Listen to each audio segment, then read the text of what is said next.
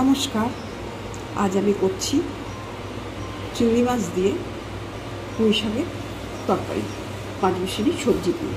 তাহলে দেখে নিন আমি কেমনভাবে তরকারিটা করছি। আমি নিয়েছি 150 গ্রাম মোটামুটি বড় চিংড়ি, নুন মাখিয়ে রেখেছি, আর পেঁয়াজ কুচি রেখেছি। আমি আমার প্রয়োজন মতন সেটা নেব। আর 150 গ্রাম কাঁঠালের দানা, আর একটা প্রমাণ সাইজের বড় আলু, 100 গ্রাম কি 100 গ্রাম হবে, আর 250 গ্রাম কুমড়ো, 500 গ্রাম পুঁই শাক। আমি খুব একটা সবজি এতে দিচ্ছি, এই 3 রকম সবজি আর পুঁই শাকটা দিয়ে আমি তরকারিটা বসাচ্ছি। এতে দেবো আমি হাফ চামচি গোলমরিচ দেবো, আমি ক্রাশ করে নিয়েছি। আর কাঁচা লঙ্কাটা আমি থেতো করে নিয়েছি, সেটা আমি দেবো। 3টে কাঁচা লঙ্কা দেবো এতে। আর নুনটা আমি প্রয়োজন মতন দেবো, স্বাদ অনুযায়ী। আর সর্ষেটা আমি বেটে রেখেছি, আর হলুদটাও প্রয়োজন মতন দেবো। চিনিটা অপশনাল, আমি আমার মতন করে দিয়েছি, আপনারা আপনাদের স্বাদ মতন চিনিটা দিয়ে দেবেন। তাহলে দেখুন আমি কেমনভাবে রান্নাটা করছি। এটা করছি আমি সর্ষের তেল দিয়ে। এই যে সর্ষের তেল, এটা দিয়ে আমি রান্নাটা করব। আর প্রয়োজন মতন জলটা লাগবে। আমি গ্যাস অন করে কড়াইটা বসিয়ে দিয়েছি। কড়াইটা গরম হয়ে এবার আমি এতে 2 চামচি সর্ষের তেল দিচ্ছি।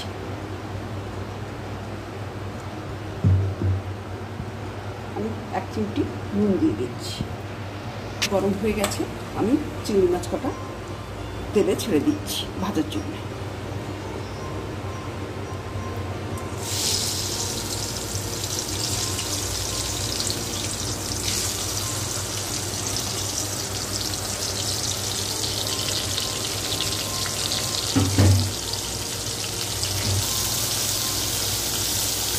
মাছটা আমার ভাজা হয়ে এলো। আমি ঠিক কড়কড়ে করে ভাজলাম না, এটা সঙ্গে নিলাম, কারণ সঙ্গে নিলেই এর টেস্টটা ভালো হয়। আমি ওই একই তেলে আমি সবজিগুলো ভেজে নিচ্ছি। আমি আলুটা দিয়ে দিলাম।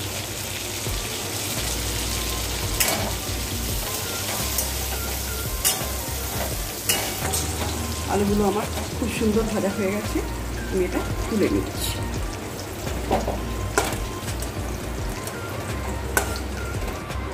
এবার আমি ওই তেলেই কুমড়োগুলো একটু ভেজে নিচ্ছি।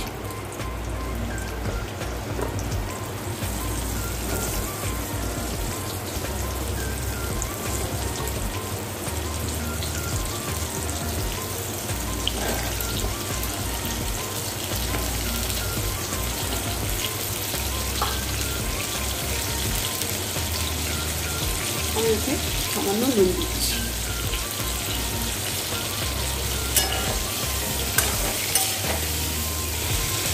কুমড়োটা আমার ভাজি হয়ে এসছে, এবার এটাকে আমি তুলে দিচ্ছি।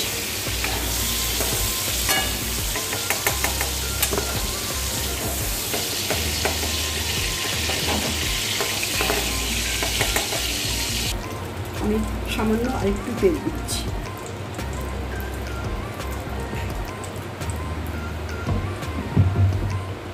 আমি আপনাদের বলতে ভুলে গিয়েছিলাম, আমি 5 ফোড়ন দেবো, কিন্তু সেটা আমি বলতে ভুলে গিয়েছিলাম। আমি 5 ফোড়ন দিয়ে দিচ্ছি, 1 চামচি।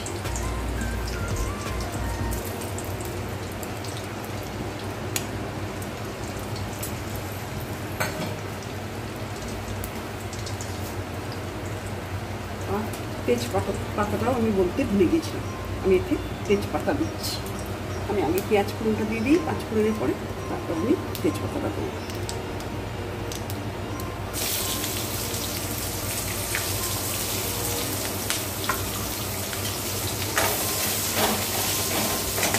এবার আমি তেজপাতাটা দিয়ে দিচ্ছি। 2টো তেজপাতা দিলাম, একটা ছোটো একটা বড়ো। পেঁয়াজটা আমার ভাজা হয়ে গেছে, এবার আমি কাঁঠালের দানাগুলো দিয়ে দিচ্ছি। কাঁঠালের দানাগুলো দিয়ে আমি ভাজতাম, তাহলে শক্ত কটকটের মতন হয়ে যেত, সেটা মোটেই ভালো লাগতো না খেতে, রাতে প্রচণ্ড লাগতো।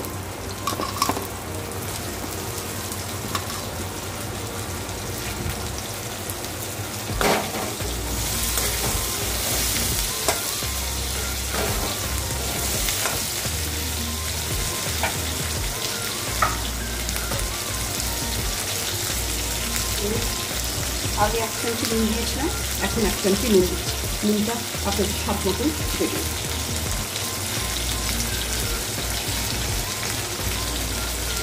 আর দিচ্ছি কাঁচা লঙ্কা বাটা।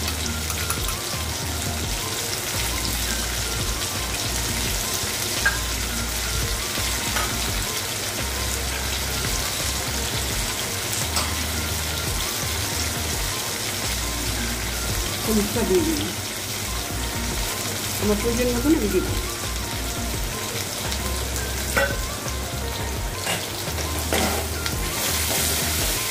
এবার আমি শাকটা দিয়ে দিচ্ছি।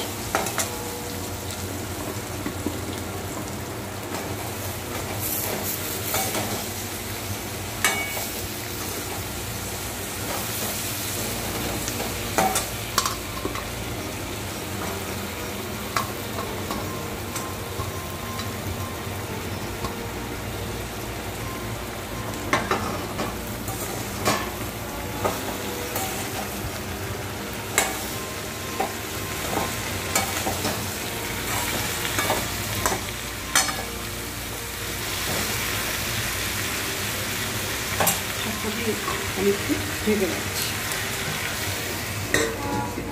শাকটা আমার কষানো হয়ে গেছে, এবার আমি সবজিটা দিয়ে দিচ্ছি।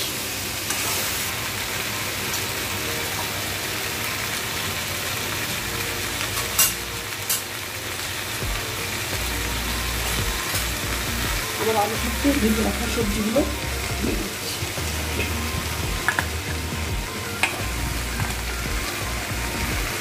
কুমড়ো আলু একসঙ্গে দিয়ে দিলাম। এগুলো খুব কড়াভাবেই ভাজা আছে।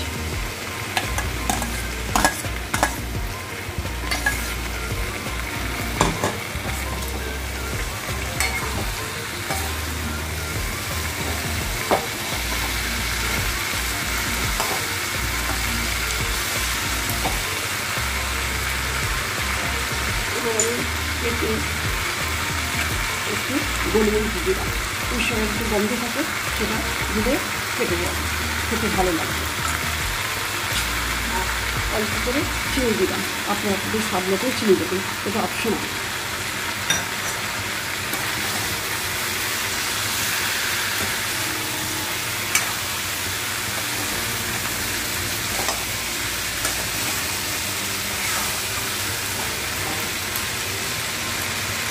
এবার আমি সর্ষে বাটাটা দিয়ে দিচ্ছি।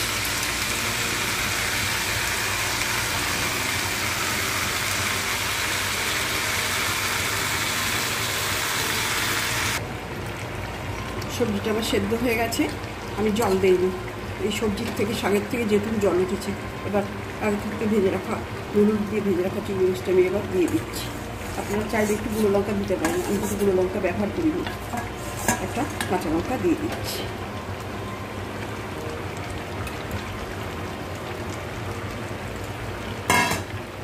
দু মিনিট ফুটুক, এবার আমি নামিয়ে দেবো।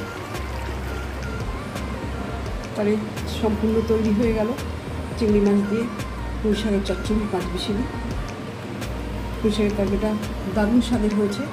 আপনারা এইভাবে করে খেয়ে দেখবেন, অবশ্যই ট্রাই করবেন। খেয়ে কেমন লেগেছে সেটা আমাকে জানাবেন। এই জনপ্রিয় রান্নাটা প্রথম থেকে শেষ অবধি দেখার জন্য আপনাদের ধন্যবাদ। নমস্কার।